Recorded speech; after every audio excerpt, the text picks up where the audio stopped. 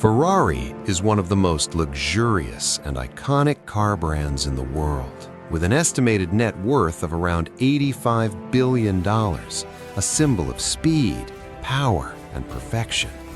But what most people don't realize is that Ferrari wasn't born from privilege or success. Behind the brand's sleek designs and incredible speeds, the company was founded by a kid who grew up in a family of blacksmiths, lacked formal education, and was once rejected from working at a car factory.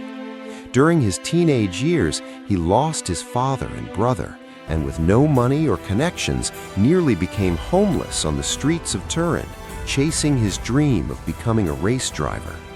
Little did he know, his relentless pursuit would lead him to build the most dominant racing team in motorsport, and in doing so, create one of the most fascinating car manufacturers in the world. This is the astonishing true story of Enzo Ferrari and the legendary brand that bears his name.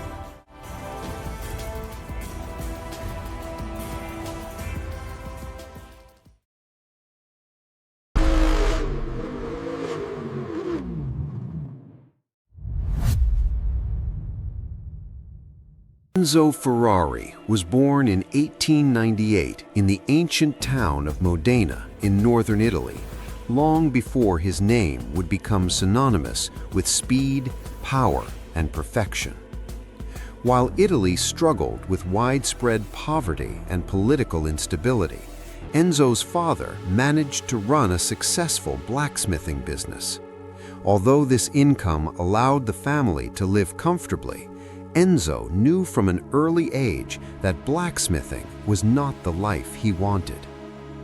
During his childhood, the Ferrari family was among the few to own a small automobile, and this rare luxury sparked young Enzo's fascination with machines. His obsession deepened when, at just 10 years old, his father took him and his older brother Dino to their very first racing event, the 1808 Circuito di Bologna. At the time, automobiles were still a novelty in Europe, and racing was brutally dangerous.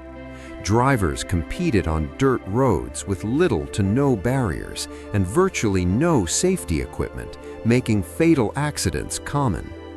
Yet despite the risks, Enzo knew instantly this was what he wanted to do with his life. He wanted to be a race driver. Those dreams were violently interrupted in April 1915 when Italy entered the First World War. Dino enlisted in the army, and Enzo was forced to abandon his ambitions to help his father in the workshop. Tragedy soon followed. His father contracted pneumonia and died in 1916, leaving the business abandoned. To make matters worse, Dino would also die later that same year from an illness contracted on the front lines. At just 18 years old, Enzo's comfortable life was gone. Jobless, penniless, and completely alone, he took odd jobs to survive until he was drafted into the Italian army in 1917, where he was tasked with shoeing mules in freezing conditions. Shortly after, Enzo fell severely ill during the Spanish flu pandemic, a disease that claimed the lives of tens of millions. Thanks to early hospitalization, he survived. When the war ended, Enzo returned home at the lowest point of his life. Haunted by war and the loss of his family, he became determined to rebuild himself and to chase the dream that once gave him hope. With nothing left to lose, he traveled to Turin, the heart of Italy's automotive industry, with only one goal in mind: to become a race driver.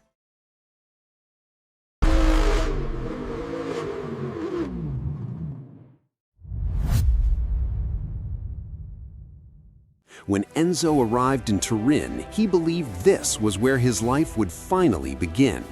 Armed with nothing but determination and a letter of recommendation from the army, he approached Fiat, one of Italy's leading automobile companies, asking for work. They rejected him. With his dream already slipping away, Enzo was forced to survive on his meager savings, wandering from place to place until he eventually found work at a small auto repair shop.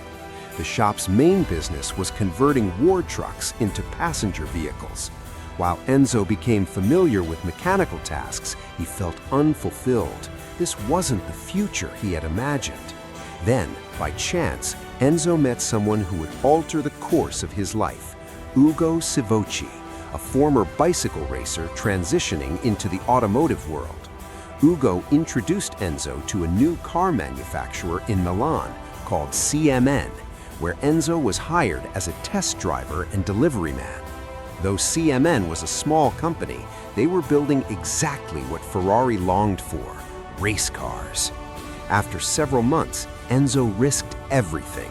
He spent all his savings to purchase a race car, and in 1919, at just 21 years old, he made his competitive debut in a CMN 1520. His first race was the Parma Poggio di Berceto, where he lined up against Italy's best drivers, piloting Fiats, Opels, Bugattis, and Alfa Romeos. Despite driving an outdated machine, Enzo delivered an impressive 4th place in the 3-liter category and 11th overall. Buoyed by this success, he entered one of Italy's most famous and deadly races, the Targa Florio. But reality struck hard. Mechanical failures, combined with relentless rain and snow, left Enzo finishing in last place. Frustrated but undeterred, he traded his car for something more powerful, a 1913 Estoda Fraschini. The following year, Enzo returned to Parma and finished 2nd in the 7-liter class and 3rd overall, rapidly raising his profile as a serious amateur racer. Yet one obstacle remained constant: money. Auto racing was dominated by the wealthy, those who could afford the fastest and newest machines, something Enzo simply didn't have. Still, riding on his growing reputation, Enzo approached Alfa Romeo with a bold request to acquire their latest and fastest model, the Alfa Romeo G1. The order was delayed, and ultimately the car never arrived due to production issues. But instead of rejection, Alfa Romeo offered Enzo something unexpected, an opportunity that would change his life forever.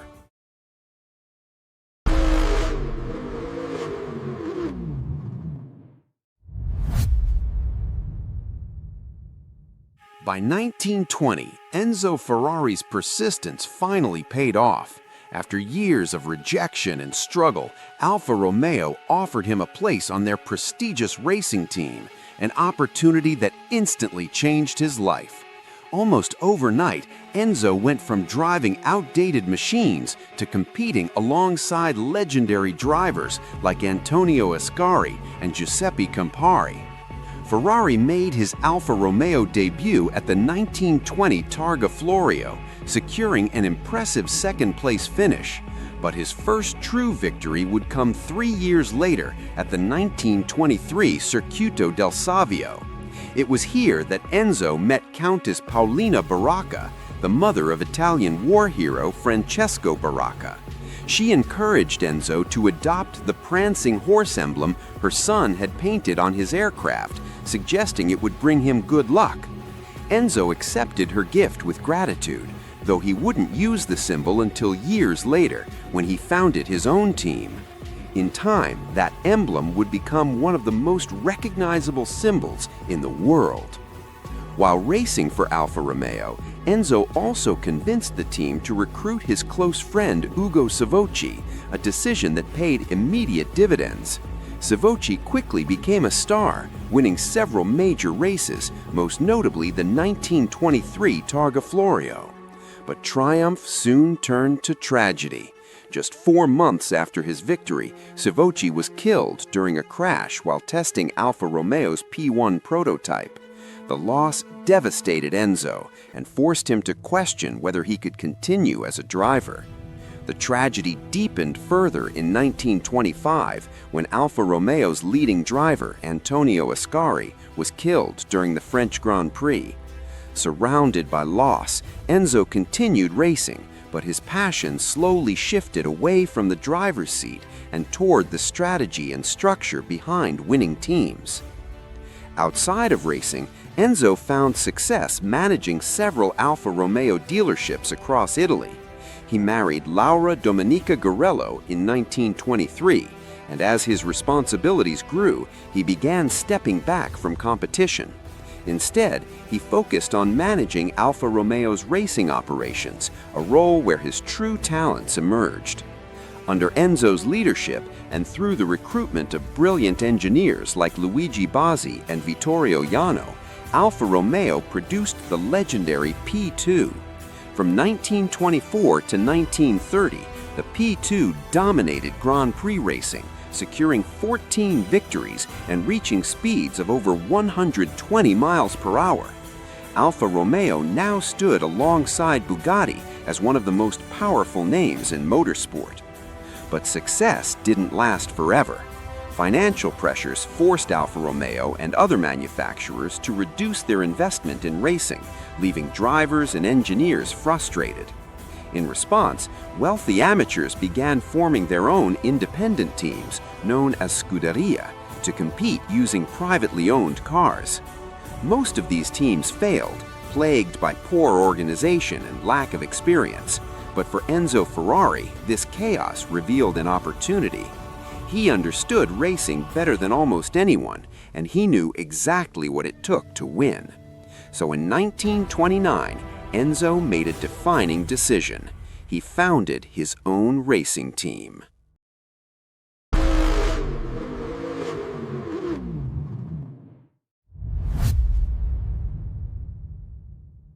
In 1929, at just 32 years old, Enzo Ferrari made the boldest move of his career. No longer content with driving or managing for others, he set out to build a racing empire of his own. Joining forces with a group of wealthy car enthusiasts, Enzo founded Scuderia Ferrari in Modena, proudly adopting the prancing horse emblem gifted by Countess Baracca as the team's symbol. Though Scuderia Ferrari was officially an independent team, it functioned as Alfa Romeo's unofficial racing division. Enzo negotiated a remarkably advantageous agreement, allowing him to purchase Alfa's cars at wholesale prices. In return, he assured Alfa Romeo that any losses would fall on Scuderia Ferrari, while every victory would enhance Alfa's reputation. Publicly, Scuderia Ferrari existed to give wealthy amateurs a chance to compete, but behind the scenes, Enzo had a far greater ambition. He didn't want participation, he wanted dominance. His goal was to build the most formidable racing team in Italy.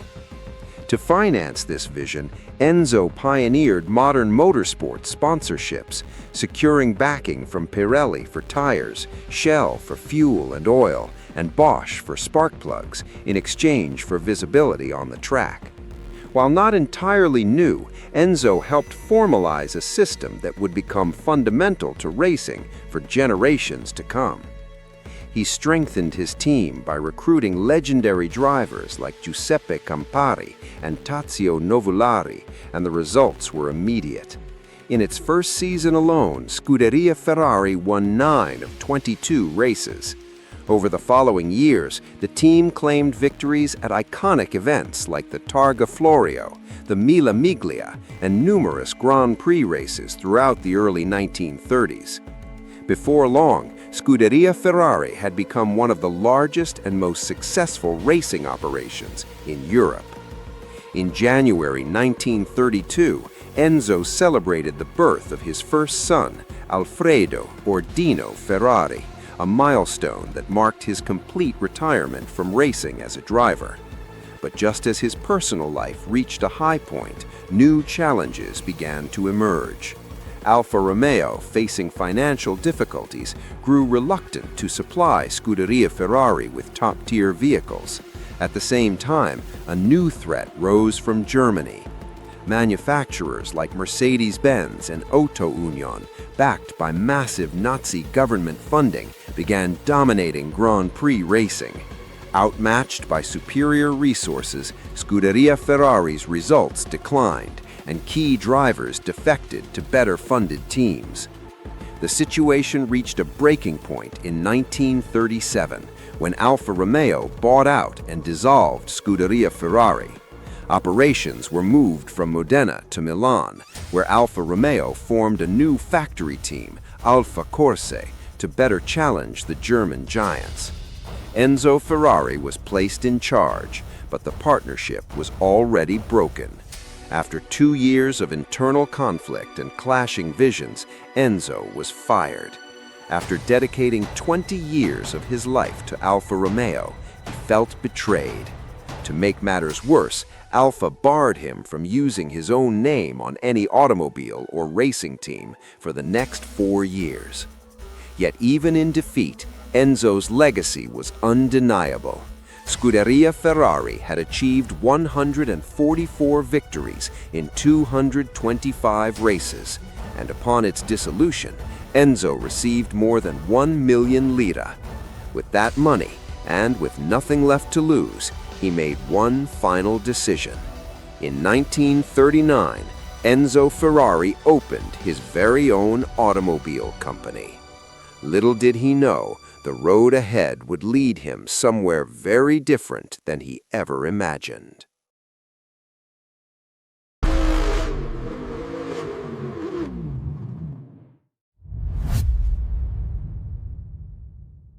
After 2 decades of building success for others and being forbidden from using his own name, Enzo Ferrari finally stood alone.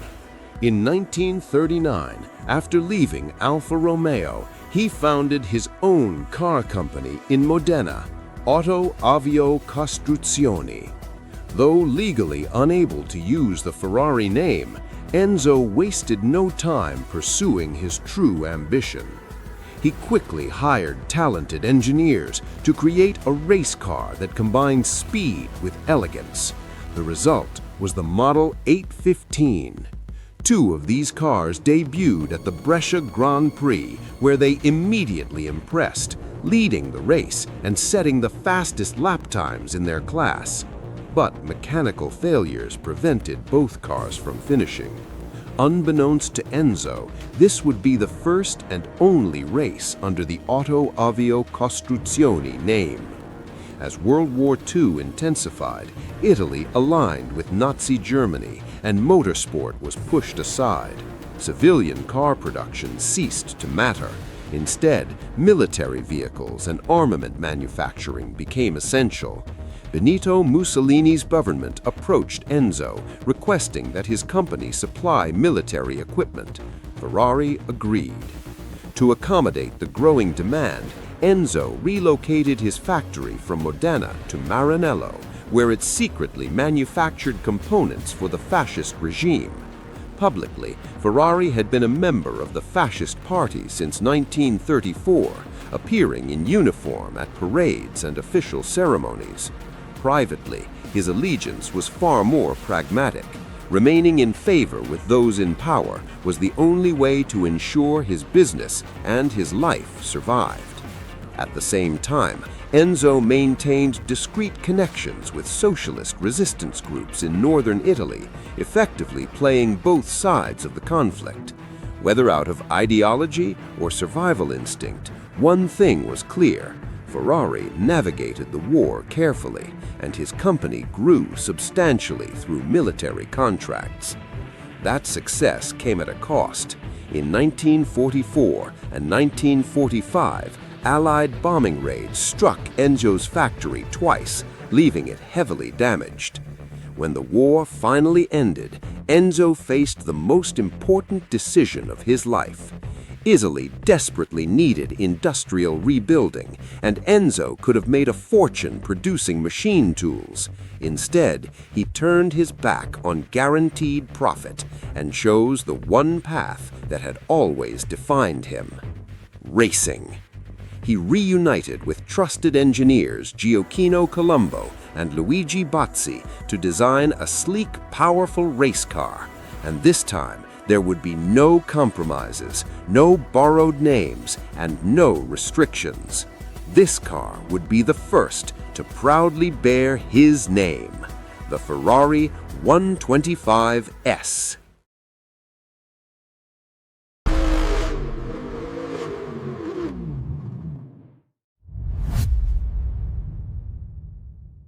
Ferrari had survived war, betrayal, and near extinction. But now came the most dangerous test of all, proving he truly belonged at the top. This wasn't just a comeback, it was a gamble that would either cement his legacy or destroy everything he had built. The Ferrari 125S featured a sophisticated 1.5-liter V12 engine, capable of reaching 130 miles per hour, an extraordinary achievement for its time. Enzo debuted the car at the Circuito di Piacenza in 1947, where it stunned the racing world by outperforming rivals from Maserati, BMW, and even Alfa Romeo. But with just 3 laps remaining, the engine misfired and forced the car to retire. Despite the heartbreak, Enzo famously called it a promising failure. Just 2 weeks later, Ferrari claimed its first ever victory at the 1947 Rome Grand Prix. Momentum followed quickly. Within a month, Ferrari secured 2 more wins, and by the end of the year, the young company had achieved 6 victories in 14 races, an astonishing rise for a brand that barely existed months earlier. Still, Enzo understood a harsh reality. Racing was expensive, and passion alone couldn't keep the engines running. To fund his obsession, he made a calculated decision to produce luxury sports cars under the Ferrari name. He partnered with former Alfa Romeo teammate Luigi Chinetti, who would introduce Ferrari to the American market. As Europe struggled to rebuild after the war, Chinetti marketed Ferraris in the United States as rare, hand-built collectibles. He also raced them in high-profile events like the Indianapolis 500 and the 12 Hours of Sebring, rapidly elevating Ferrari's reputation overseas. But there was one race Chinetti believed would define the brand forever: the 24 Hours of Le Mans. When Chinetti requested 2 Ferraris and factory support for the event, Enzo refused. He believed the cars weren't ready, and a public failure at Le Mans could damage the brand beyond repair. Instead, Enzo offered a challenge. If Chinetti truly believed in Ferrari, he could buy a car and race it himself. So he did. In 1949, Chinetti shocked the motorsport world by winning the 24 Hours of Le Mans in a Ferrari without factory backing. The victory transformed Ferrari overnight. Sales surged, prestige skyrocketed, and Ferrari entered the 1950s as a dominant force in global racing. The increased revenue allowed Enzo to double down on competition, achieving repeated victories at the Mille Miglia, Targa Flora, 24 Hours of Spa, and again at Le Mans in 1954 and 1958. Cars like the Ferrari 166mm and 250 Testarossa became legends, praised for both performance and beauty. That beauty came from a crucial partnership with Italian design house Pininfarina, which Enzo entrusted with shaping Ferrari's road cars.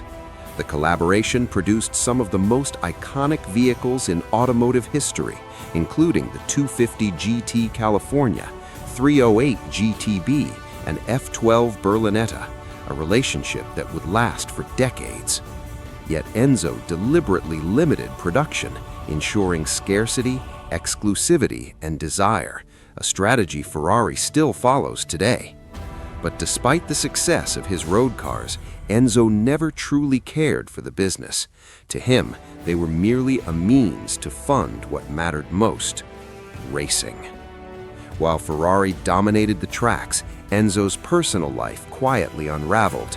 His son Dino suffered from a rare and incurable form of muscular dystrophy. Determined to help him, Enzo spared no expense searching for treatments. Dino, brilliant and passionate like his father, even contributed to Ferrari's engineering efforts, helping to develop a 1.5-liter V6 engine that would shape Ferrari's future. But Dino never lived to see its success. In June 1956, he died at just 24 years old.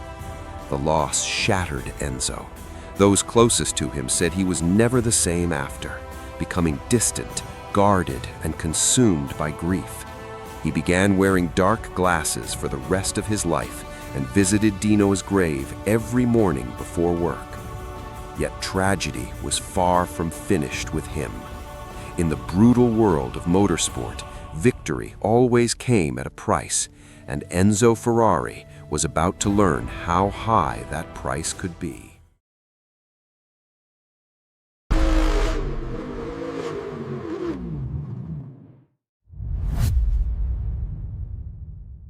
By the mid-1950s, Ferrari was still winning, but the world around it was changing, and Enzo Ferrari refused to change with it. What followed would become the darkest chapter of his life, one that earned him a name no racing legend ever wants to hear.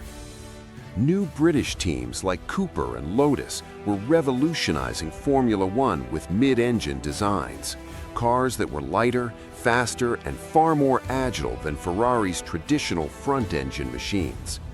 Even Ferrari's mighty V12 and V6 engines were now being outclassed by smaller, smarter designs. While most teams adapted, Enzo stood his ground. To him, raw power was everything, and he believed his drivers could make up the difference. They couldn't. The pressure to win with outdated cars pushed Ferrari drivers to the limit, making every race more dangerous than the last. Fatal accidents began to pile up, turning victory into survival. The most devastating moment came during the 1957 Mille Miglia, a 1,000-mile race run on open public roads. Ferrari driver Alfonso de Portago, a charismatic Spanish nobleman, was traveling at over 150 miles per hour in a Ferrari 335S when a tire exploded. The resulting crash killed de Portago, his co-driver, and 9 spectators, 5 of them children. Italy was horrified. The fallout was immediate and brutal. Enzo Ferrari was charged with 11 counts of manslaughter. The following year, tragedy struck again.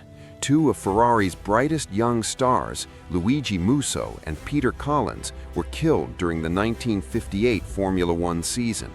By now, Enzo Ferrari was no longer seen as a hero, but as a symbol of obsession taken too far. Once celebrated as Italy's greatest racing mind, he had become one of the most hated men in the country. Even the Catholic Church entered the conflict. Clergy accused Ferrari of recklessly sacrificing lives in pursuit of victory, comparing him to Saturn, the Roman god who devoured his own children to survive. The nickname stuck, Industrial Saturn. Public outrage reached such heights that Italy seriously considered banning motorsports altogether. Fans were divided. Some defended Ferrari, others demanded his downfall. Ultimately, it was Ferrari himself who helped prevent the sport from being outlawed. Alongside his legal team, Enzo mounted a relentless defense, arguing that the true cause of the tragedies wasn't team negligence, but the absence of safety standards. At the time, races were still run on narrow public roads, with no seatbelts, no protective barriers, and almost no regulation. Drivers and teams had repeatedly demanded reform, only to be ignored. After years of investigation, the courts agreed. The church withdrew its accusations, and in 1961, all criminal charges against Enzo Ferrari were formally dropped. Yet the cost had been enormous. Despite endless court battles, public condemnation, and the loss of irreplaceable drivers, Ferrari somehow clawed its way back to the top, winning both the 1961 Formula One World Championship and the World Sports Car Championship in the same year. But the victories came at a devastating price. Ferrari had burned through nearly all of its resources. Car sales could no longer support the racing operation. The company Enzo had spent his entire life building now stood on the edge of bankruptcy. And that's when an American giant came knocking: Ford.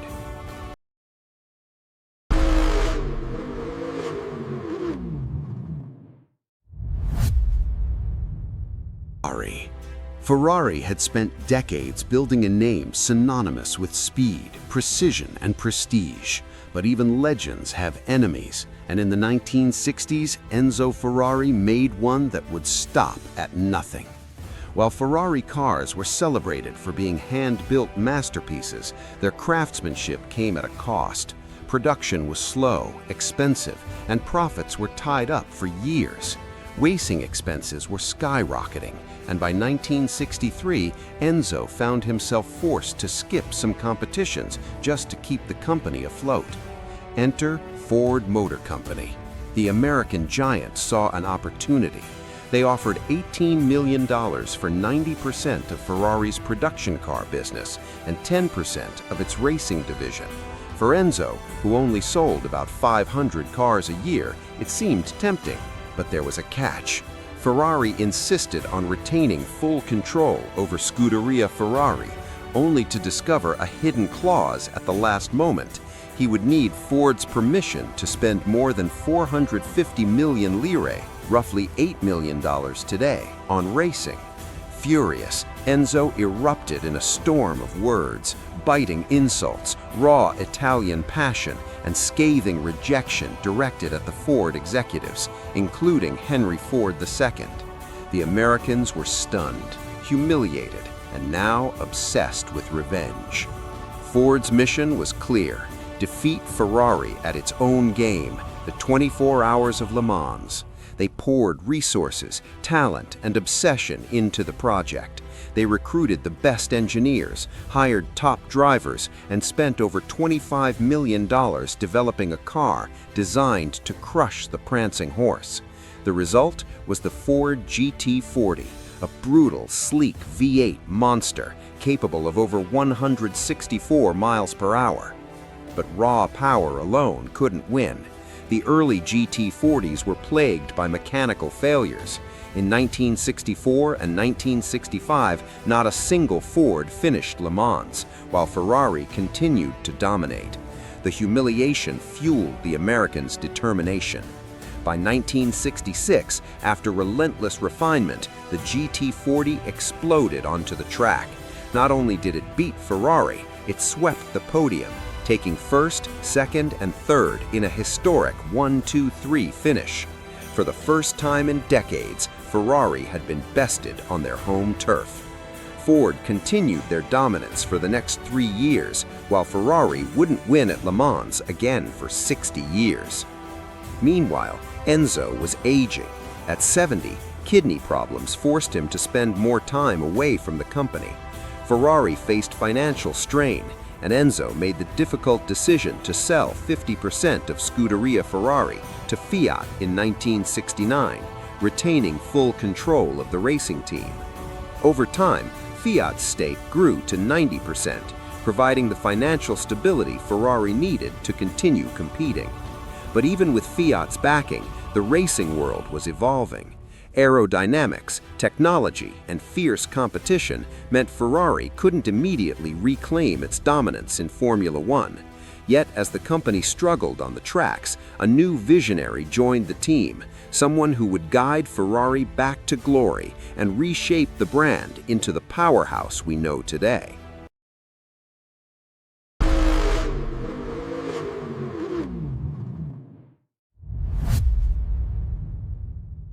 By 1974, Ferrari had endured decades of triumph, tragedy, and near collapse. Enzo Ferrari, now an aging icon, needed a new generation of leadership to guide his empire. He found it in his 26-year-old assistant, Luca di Montezemolo. Montezemolo immediately recognized what everyone else had learned the hard way. Enzo's autocratic style, though brilliant, often left the team fractured and lacking direction. Luca didn't hesitate. He restructured the team, brought in top talent, including Austrian driver Niki Lauda, and collaborated closely with chief engineer Mauro Forghieri to develop the revolutionary 312T series. The 312T changed everything.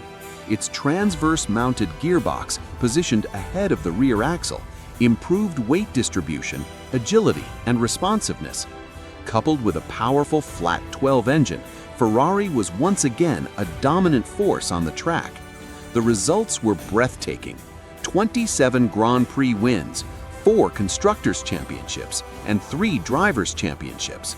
The 312T cemented its place as one of the most successful designs in Formula One history. But victory proved fleeting. Montezemolo left the team in 1977 for new assignments at Fiat, and Ferrari entered a challenging period. Throughout the 1980s, McLaren and Williams dominated Formula One. Global recessions shrank the luxury car market, and Enzo's advancing age and declining health left him increasingly fragile. Even so, he refused to step back, dedicating every ounce of energy to reclaiming glory. By 1988, Enzo's condition worsened, and he was confined to bed. Weeks later, he passed away in his hometown of Modena at age 90. His passing left a vacuum. The heir to the company, his second and only surviving son, Piero, inherited a 10% stake but never sought to lead Ferrari, believing he could never match his father's towering legacy. Ferrari faltered, struggling both on the track and in the marketplace. In 1991, the company made a bold decision.